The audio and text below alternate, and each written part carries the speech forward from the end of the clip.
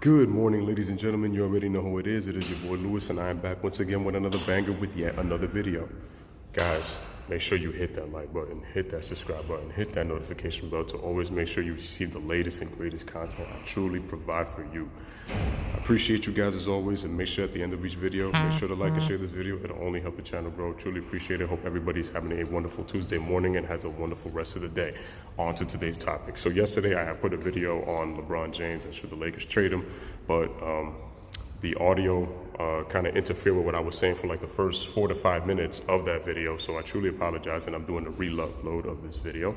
So I am going to talk about, once again, like, should the Lakers trade LeBron James and the issue with player power, excuse me. So I know that the Lakers came with a little bit of higher expectations, maybe not as high, before they even considered thinking about signing LeBron James. What people need to understand is LeBron James was set on going to LA since the end of the 2017 season.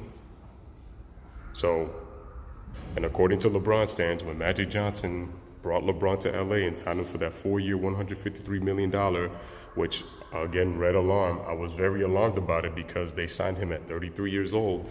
But everybody kept saying, the LeBron stands in the 3-6 Mafia, you just got the best player in the world. And what I kept telling people was that LeBron is still one of the best players in the NBA, but he hasn't been the best player in a long time.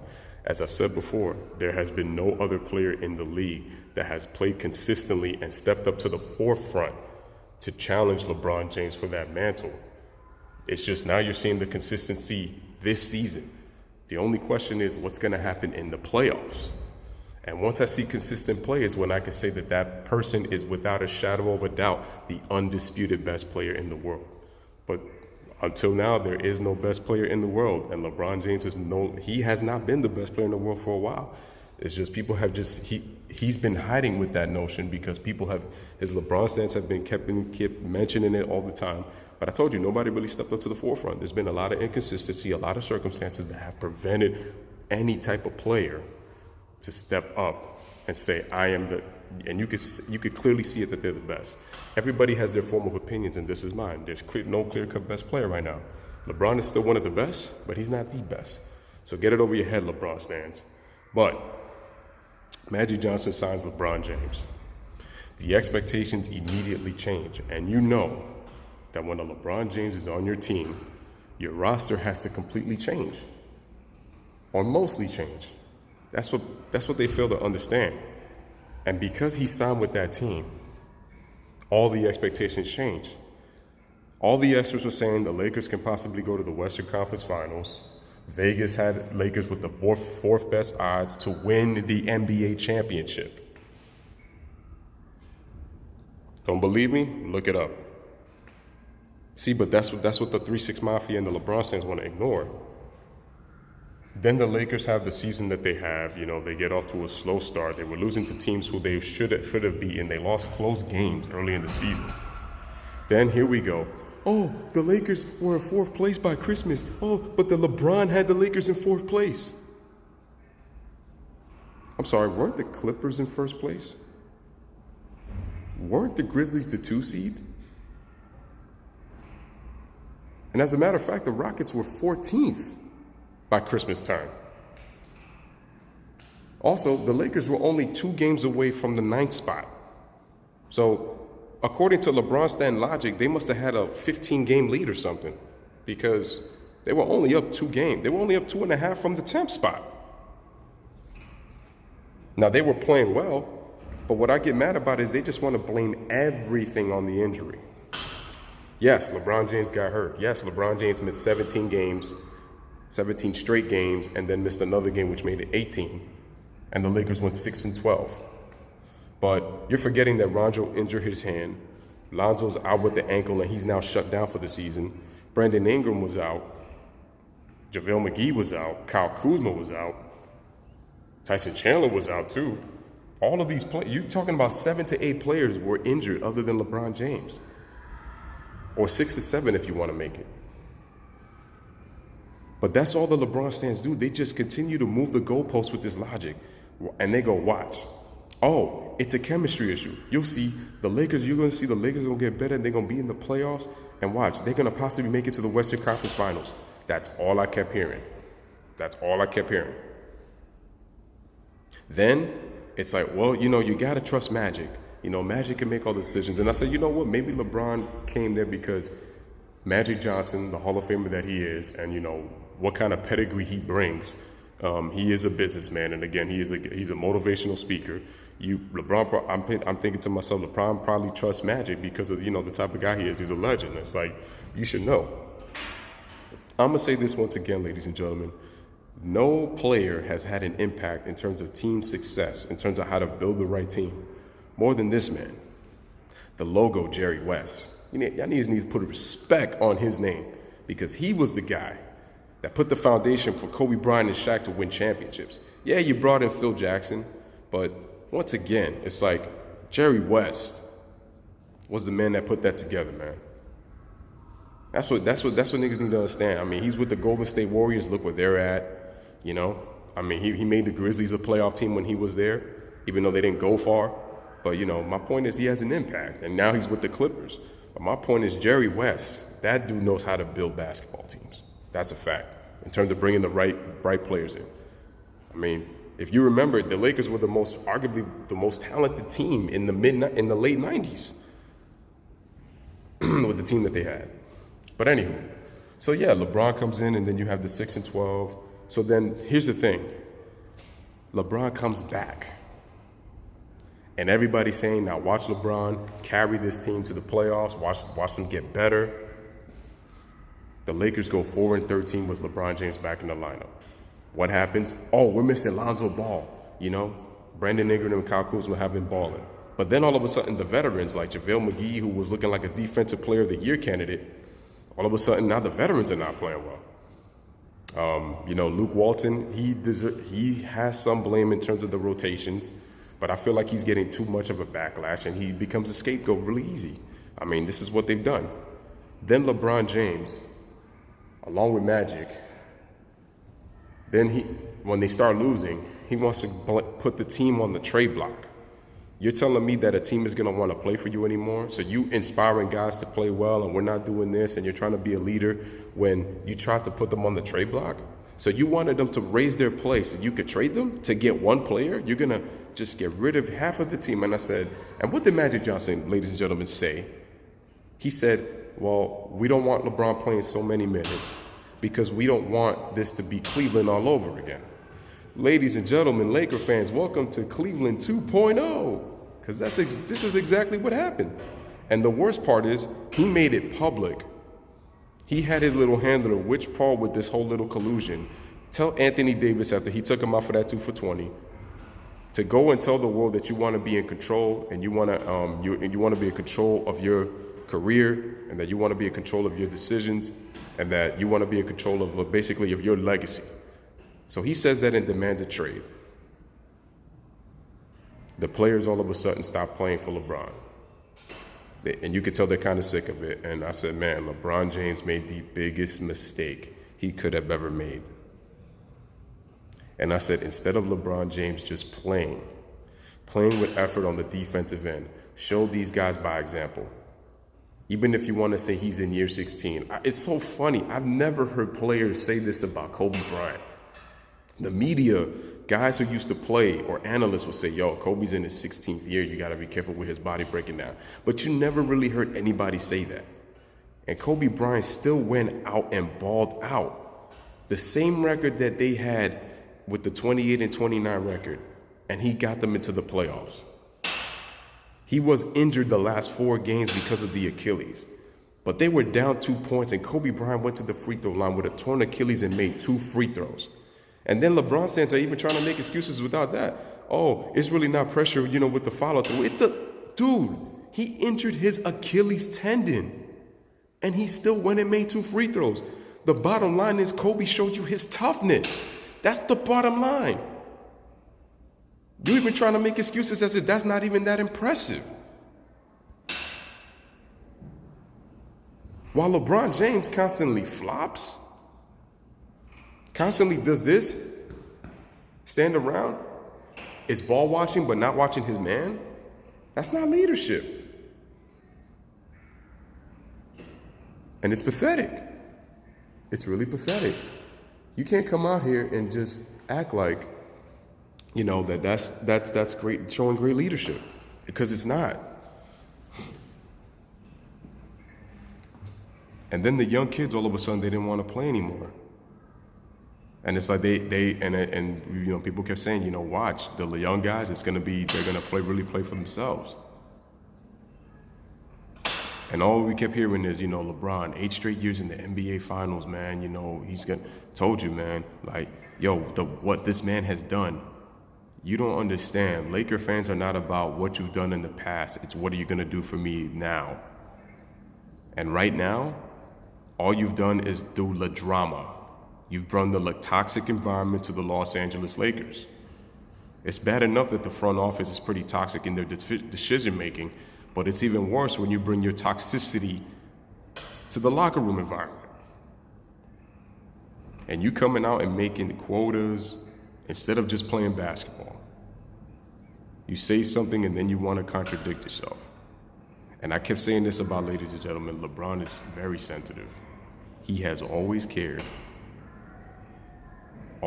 about what his teammates think of him, about what the media perception is of him. He's always cared. You're telling the young generation about social media, but you're constantly on social media. You're praising other players but your own. Do you really care about your team, LeBron James? And I say no. Because if he did, he would focus on his team and just realize, I need to worry about what I'm doing. You know, I'm not playing defense, or I'm not doing a good job on the weak side, or I think I should post up more instead of being on the perimeter. You know, it'll help save my energy, you know, since I play so many minutes. So now let me get this straight. Despite the fact that the Lakers gone 6-12, and you see what happened, the Grizzlies are 13th, the Clippers are still 7th, even with Tobias Harris. They have no all-star, and they're still 7th. As a matter of fact, the Clippers won last night. They blew out the Celtics by 25. And this is after the Celtics beat the Lakers, they beat the Warriors, and they beat the Kings. The San Antonio Spurs have found their groove. They're playing well. And what's so crazy is with 16 games left, the Lakers have played so bad now, and LeBron has shown such poor leadership, which I keep telling you guys, he's not a leader and he's not a competitor. He only wants it when it's beneficial for him and it's easier. But even then, guys, they're still they're down 7.5.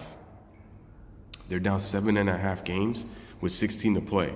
But now what LeBron James has done is, because they're down so much and he didn't get Anthony Davis, Magic Johnson flies out to Philly to try to hug these guys and say, we could salvage this season. The damage has already been done. Jeannie Buss comes and says, oh, it's fake news. Now, what I will say this, with all this happening, and now LeBron James is stat padding, he passes Michael Jordan. Michael Jordan congratulates him, on an amazing accomplishment. And then the 3-6 Mafia gets all upset because, it wasn't even half-hearted. Oh, no. Shannon, Skip, you should be ashamed of your man Michael Jordan because he didn't give LeBron the praise. I'm like, what in the hell is that, man? Like, what is wrong? This whole erotic homo infatuation has gotten really, really far. Chris Broussard over here, he's always been an idiotic fanboy. It's just he tries to be objective, and I told you he tries to play that objective card, but he's crap. Dude, he is a fanboy, and I've been exposing Chris Broussard with this fanboy. I mean, he told Rob Parker saying that, we're still going to talk about LeBron James, even though LeBron James is not in the playoffs, because he's good for the playoffs. No, Chris Broussard, LeBron's a great player, but I'm sick and tired of LeBron James.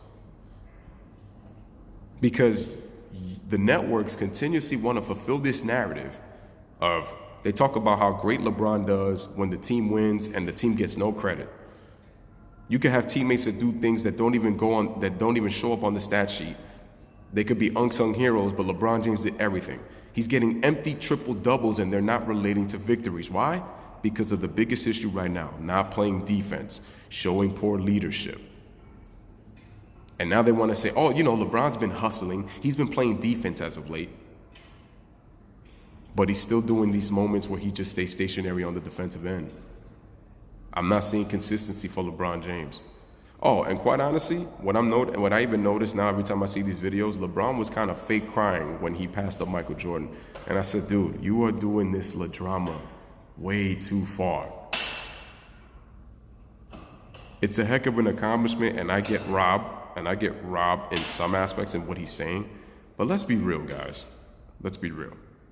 LeBron James brought this on himself. He has nobody to blame but himself in this notion. This is why the Lakers, a big reason why they are the way they are. It's because of him. Oh my God, and then these idiotic LeBron fanboys. What do you want him to do? He's averaging 27, 8, and 8. Oh, you're just a hater. How about play some goddamn defense? How about that? How about go into the post and stop trying to shoot jump shots like you're just like this amazing perimeter player? You haven't worked on your game, LeBron, and you keep thinking that your LeBron system, and that's the thing too. I feel like when he sat out those games, he honestly wanted to do this thing where the team would play well without him to see if he could get his LeBron system going nice to see, oh, see, this is why you need the LeBron system that it's going to work. LeBron keeps saying it's brought LeBron success with the 3 championships. But I'm going to say this again. Dwayne Wade said this in an interview after they lost to Dallas. You know what he said? Look, Dwayne Wade said that I watched tapes of Michael Jordan in one of Michael Jordan's championship seasons to see how I can learn to play off the ball to appease LeBron so that it would be easier for him to implement his system. That's what Dwayne Wade said. So now, should the Lakers trade LeBron James? No, because then it's going to make the Lakers look stupid if they trade LeBron James. It's like you signed him for 4 years and then you're going to try to get rid of him. If I was the Lakers, this is what I should have done. I either should have not signed him, or I would have signed him for a 1-year deal just to see how the Lakers were going to be. Because to me, they struck out big time when they could have had De'Aaron Fox instead of Lonzo Ball. No disrespect to Lonzo Ball. They could have had Paul George and they could have had Julius Randle with Brandon Ingram and Kyle Kuzma. That would have been a hell of a nice team. And Brook Lopez, don't get me wrong, that was an underrated loss too that nobody talks about.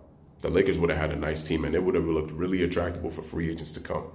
I'm not saying that it's not possible, but I just think what people knew what LeBron James was going to bring. That's why these guys didn't want to come there. So should the Lakers trade LeBron? No, because it's going to make the franchise look stupid. Well, then it's like, why would you sign him for 4 years, but then you trade him? That's the thing. It's just easy to say right now, and it's like, damn, it's not possible. I know Jeff Van Gundy, he makes a good point, but I think you're going to have to see what happens in year 2. First of all, this offseason is the biggest for the Lakers. If they strike out and they have another season like this, it's not going to look good for LeBron. The fans already want him out of LA, and they're saying, yo, go back to Cleveland, trade him, try to retire, because LeBron has a no-trade clause. I don't know if you guys know that, but he has a no-trade clause.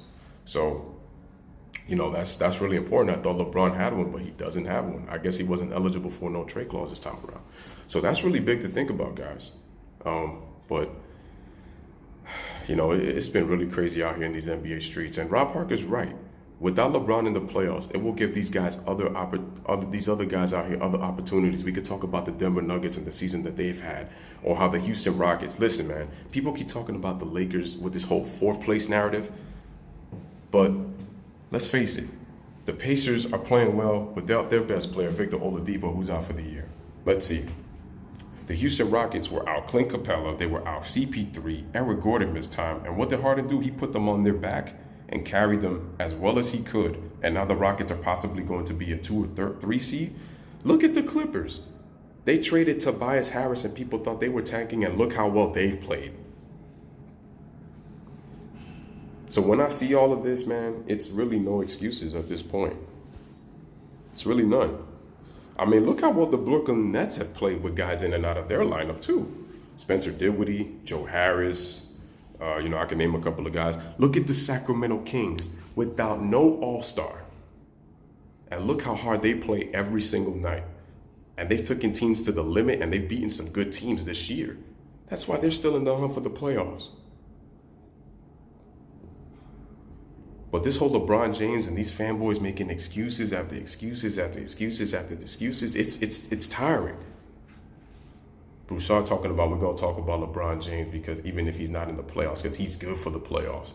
See, he would be good if he would not just control narratives. So what, now we would need LeBron James in the playoffs? It's funny how last year people were saying, why would LeBron James honestly want to go to the NBA Finals to get swept by the Warriors? Isn't that what happened when he made it? And then he came out with that broken hand with his wife's scarf on his cast. But then you want me to feel sorry for him because he wants to all of a sudden, he cries because he passed Michael Jordan and he wasn't getting that nod of approval. Michael congratulates him, and then the 3-6 Mafia makes a big deal because they want to overblow it. LeBron James is a great player, but he's not the greatest. Too many flaws. And he's largely responsible for this Lakers season. I'm disappointed in Magic Johnson because he didn't play his cards right. Now, like I said, it's only year one, but we're going to see what happens. But should the Lakers trade LeBron James, ladies and gentlemen? The answer is no. I think we're going to have to wait to see what happens in this 2019 offseason, and we're going to have to see. Anthony Davis screwed up, and look where the Pelicans have him. His destiny is in their hands now.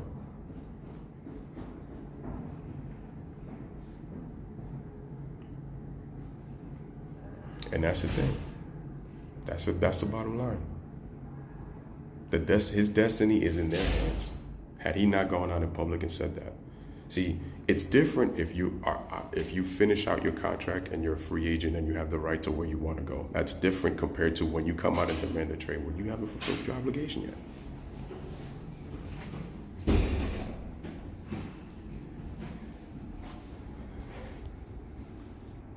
And honestly, that's the bottom line.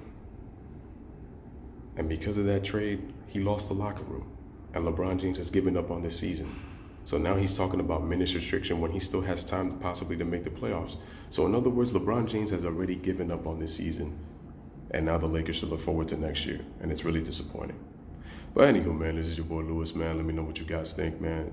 In the comment section, should the Lakers trade LeBron James just they just wait it out and see what happens. But anyway, this is your boy with another one, man. I appreciate it, man. As always, man, bless up.